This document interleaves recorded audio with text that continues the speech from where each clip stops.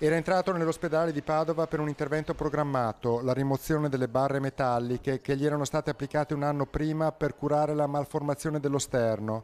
Dalla sala operatoria della chirurgia pediatrica però Daniele, 17 anni, di Villafranca Padovana, è stato trasferito d'urgenza in rianimazione al centro Gallucci, dove è morto.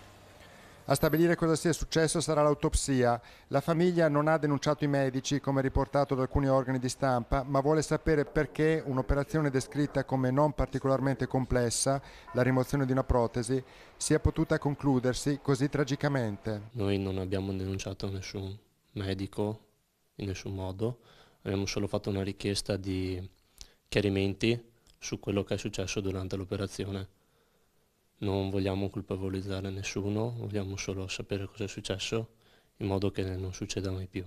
La famiglia Zanon si è affidata a un avvocato, Ernesto De Toni, per avere assistenza. L'azienda ospedaliera padovana garantisce piena collaborazione nella ricerca delle cause di questa tragedia. Siamo tutti molto vicini ovviamente ai familiari, preoccupati di capire anche esattamente cosa può essere accaduto.